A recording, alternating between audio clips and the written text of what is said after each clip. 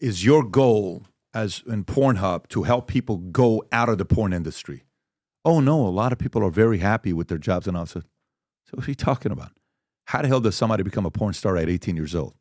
They consumed underage to be inspired to do that, right? And you go through these data and you talk to other people and say, so what is the profile of somebody that becomes a baseball player? Well, da-da-da-da-da. What is the profile of somebody that becomes a lawyer?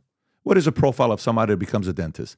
What is the profile of somebody that becomes a realtor, an actor, an athlete? What is the profile of somebody that becomes a porn star?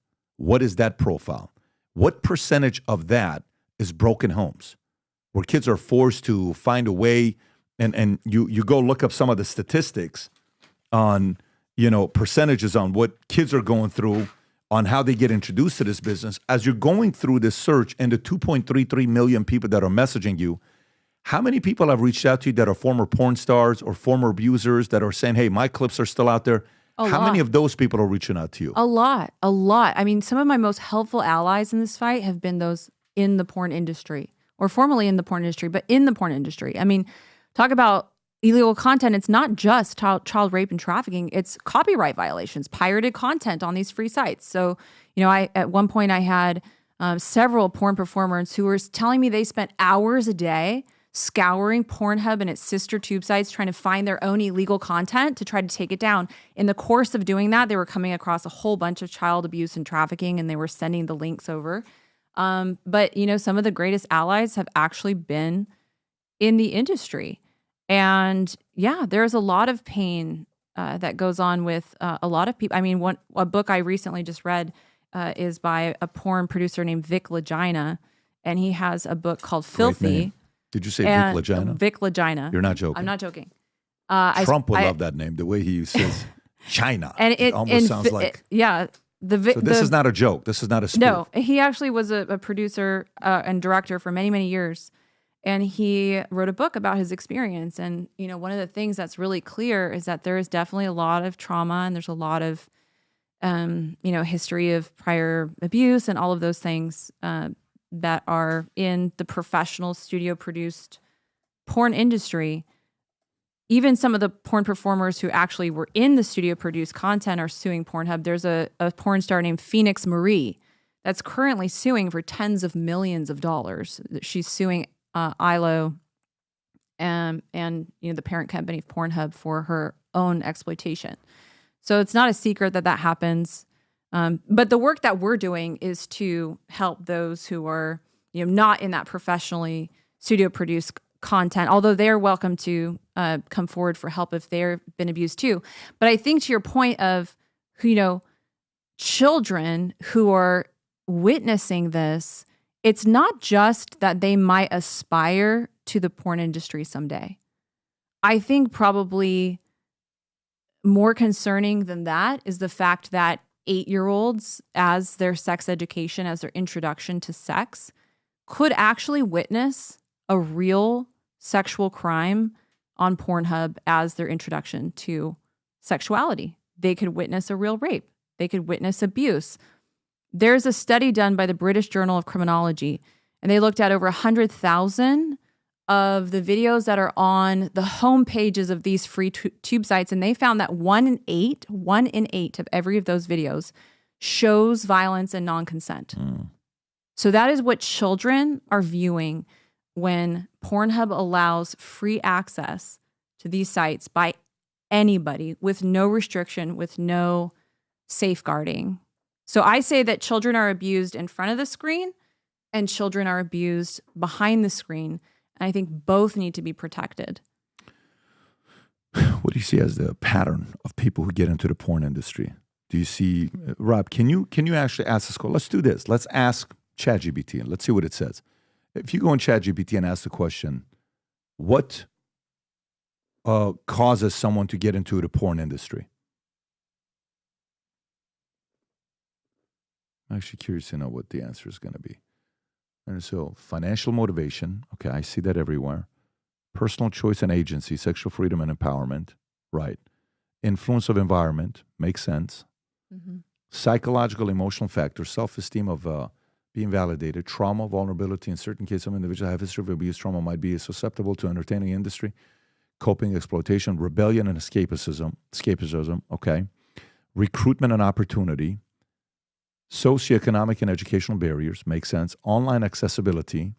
All right. So question, what is your view on the difference between OnlyFans and PornHub? Do you have any problem with OnlyFans? Well, I have victims who have been exploited that have come forward who have also been exploited on OnlyFans. How do you get exploited on OnlyFans? Now they have really watching. So one of the beautiful things that's happened in holding PornHub so publicly accountable with all of the serious repercussions that has happened to them is other websites. It's a domino effect, right? Other websites and other companies are watching what happened to them and saying, we don't want to end up in that position. So let us proactively try to clean up what we're doing and improve our, but with OnlyFans, I think one of the biggest things is that it's subscription based, so that it's not just free access to go on the site. So I think that definitely prevents children from being able to access that content freely like they can on the free porn tube sites. I think the free porn tube sites are the most dangerous out there, not only from the user perspective of who's viewing it, but also from who are in the videos.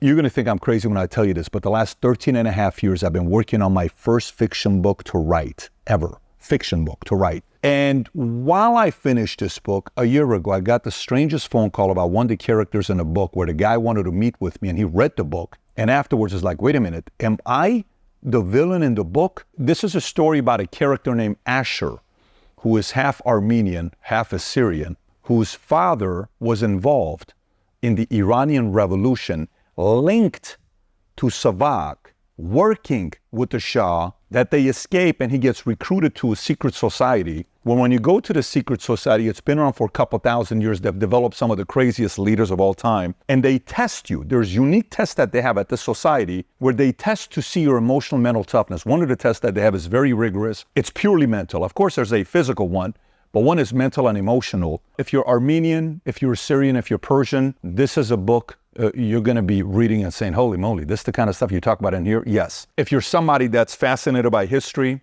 this is a book for you. Characters. There's a technology that this society, secret society, builds where you go into a vault. I won't spoil it for you. When you go down, they have a technology where you get to sit down and watch and have a 3-4 hour conversation with Tupac.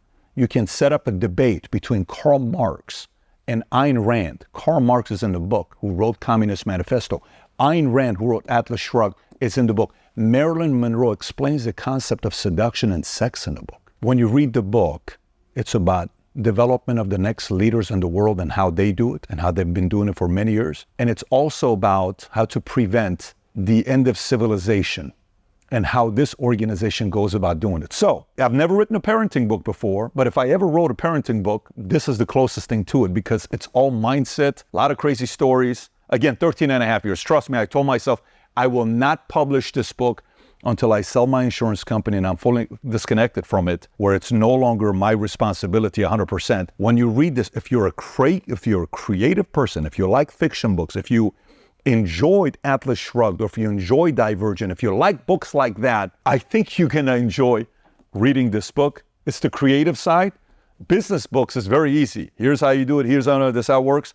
This is very creative. If you haven't placed the order yet, now you can order it on Simon & Schuster, Amazon. I'm gonna put the link up below somewhere here, maybe even in my profile. Go order the book and read it. I've never written a book where I can't wait to read your reviews to see what you think about this book. So I'm going on this wild journey and we have some plans with this book here. If you support the things that I work on, I would appreciate you going and reading the book, order the book on Amazon, and then post a review. If you enjoyed this video, you want to watch more videos like this, click here. And if you want to watch the entire podcast, click here.